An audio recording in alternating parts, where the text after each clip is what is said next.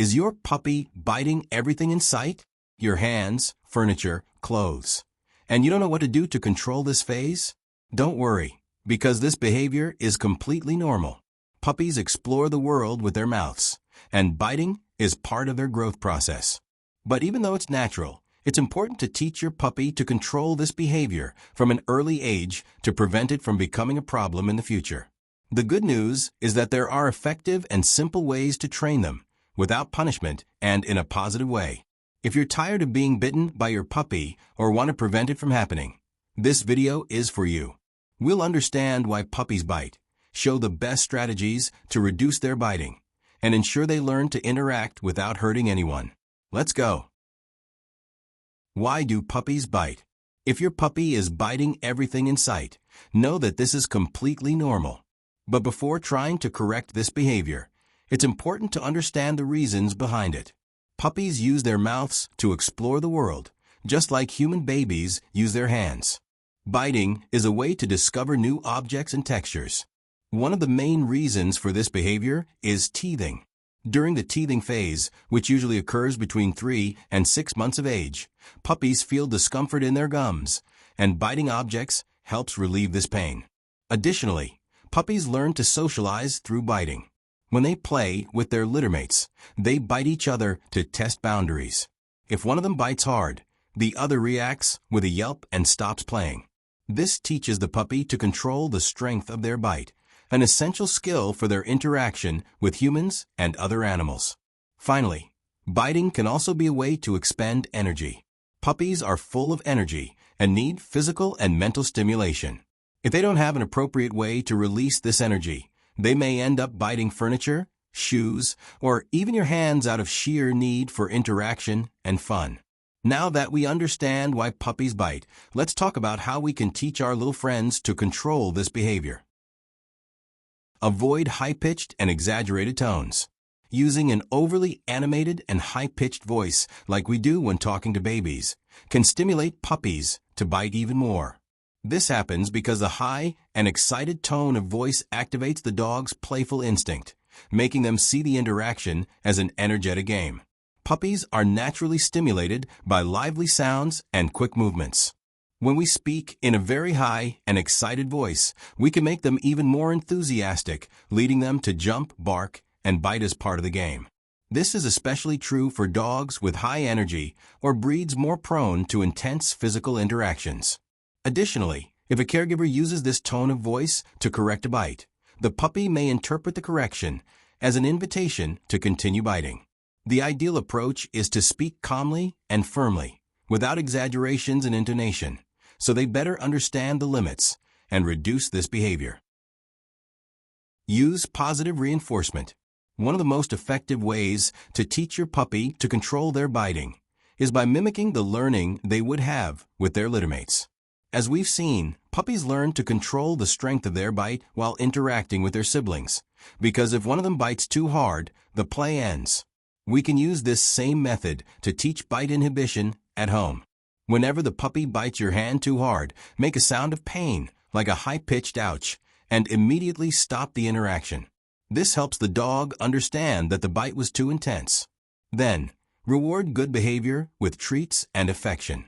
Over time, they will learn to moderate their strength. Another essential strategy is to avoid reinforcing the wrong behavior.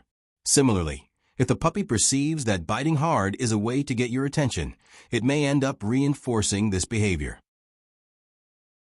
Avoid exaggerated reactions.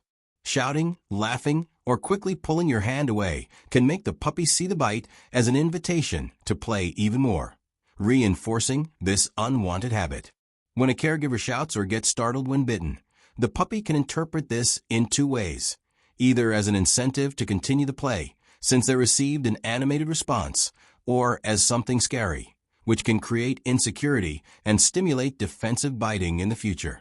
Similarly, laughing or playing after the bite makes the dog associate this behavior with something positive, increasing the chances that they will continue biting to get attention.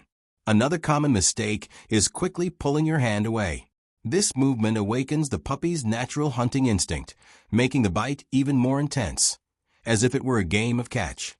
By reacting neutrally and consistently, without exaggerations, the puppy learns that biting does not result in the attention or fun they seek. Offer appropriate toys. In situations like those described, the ideal is to stay calm, interrupt the interaction for a few seconds, and redirect the bite to an appropriate toy. If the puppy starts biting your hand, a piece of clothing, or anything inappropriate, offer a specific toy for this. Rubber or nylon chew toys, feeable toys, and puppy-specific bones are great options.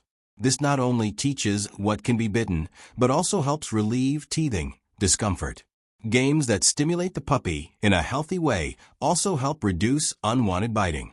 Activities like fetching a ball and rope games not only distract, but also teach self-control. Additionally, providing walks and environmental enrichment with interactive toys and mental challenges helps expend energy positively, reducing excessive biting behavior. Finally, avoid games that encourage biting, like play fighting, as they can worsen the behavior. Socialization.